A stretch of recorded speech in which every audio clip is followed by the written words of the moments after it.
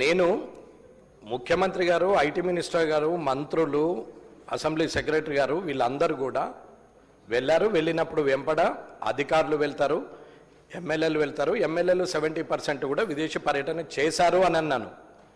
కావాలంటే రికార్డ్ చూసుకోండి. నిన్నటితో నేను కూడా జాగ్రత్తగానే మాట్లాడాలని డిసైడ్ అయినా. అర్థమవుతుందన్న? నేను అన్నది అది. కానీ మీ ఖర్చా, ప్రభుత్వ ఖర్చా అని చెప్పలేదు. కావాలంటే రికార్డ్ చూసుకోండి. ఓకే.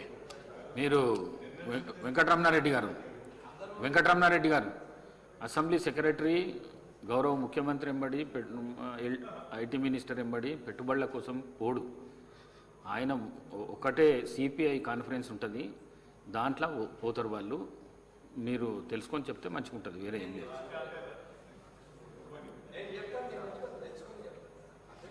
తెలుసుకొని చెప్పండి గౌరవ మంత్రి గారు.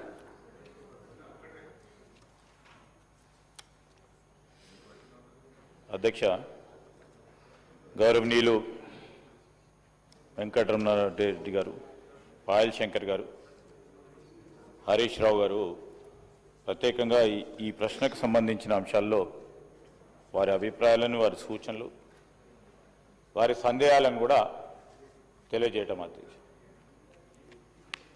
ఈరోజు రాష్ట్రానికి సంబంధించిన ఆర్థిక గ్రోత్ ఇంజన్ అనే ముడిపడి ఉంటుంది అధ్యక్ష. ప్రత్యేకంగా ఇండస్ట్రీ, ఈరోజు జరుగుతూ ఉన్న పరిణామాలను దృష్టిలో పెట్టుకొని ఐటీ సెక్టర్, దాంట్లో సర్వీస్ సెక్టర్కి సంబంధించి ఏ రాష్ట్రమైనా చూసినా ఐటీ రంగానికి సంబంధించి, అదేవిధంగా ఇండస్ట్రీ రంగానికి సంబంధించిన అంశంలో కాంట్రిబ్యూషన్ అధ్యక్ష, రాష్ట్ర జిఎస్డిపికి సంబంధించి గ్రోత్ రేటుకి సంబంధించిన అంశం విషయంలో మెయిన్ కాంట్రిబ్యూటర్ అధ్యక్ష. ప్రభుత్వం దగ్గర నుంచి మనము రేపు అప్రాప్రియేషన్ చేసుకున్నప్పుడు కూడా, ఎందుకంటే గౌరవ సభ్యులు ఉన్నారు, అప్రాప్రియేషన్ చేస్తున్నప్పటికీ చేస్తూ ఉన్న సొమ్ముల్లో కూడా తక్కువ శాతం ఈ రెండు రంగాలకు సంబంధించి మరి కేటాయింపులు కూడా ఉంటాయి అధ్యక్ష. కానీ వాణిజ్యం, వ్యాపారం ప్రభుత్వం తరఫున చేసేది ఈ వ్యవస్థకు సంబంధించిన మూల స్తంభాలు.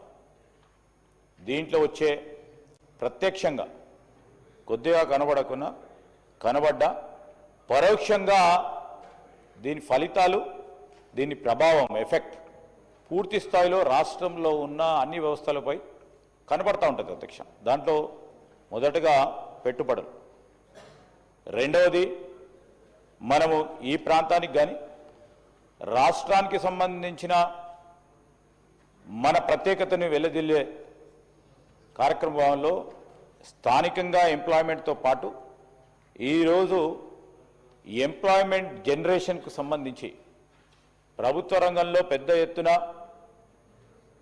ఈరోజు ఎంప్లాయ్మెంట్ జనరేషన్ జరుగుతున్నప్పటికీ ప్రైవేట్ రంగానికి సంబంధించి పెద్ద ఎత్తున ఉపాధి కల్పించే ప్రక్రియలో ఇండస్ట్రీ, ఐటీ రంగం.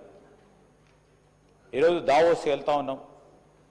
దావోస్ సంబంధించి అనేక సంవత్సరాలుగా అధ్యక్ష, ఎందుకంటే చెప్పాలా, అనేక సంవత్సరాలుగా ముఖ్యమంత్రి గారు, అదేవిధంగా ముఖ్యమంత్రి గారు పోకున్న కొన్ని సందర్భాల్లో ఐటీ, ఇండస్ట్రీ రంగానికి సంబంధించిన మంత్రులు, నేను 2 మార్లు వెళ్ళటం జరిగింది అధ్యక్ష.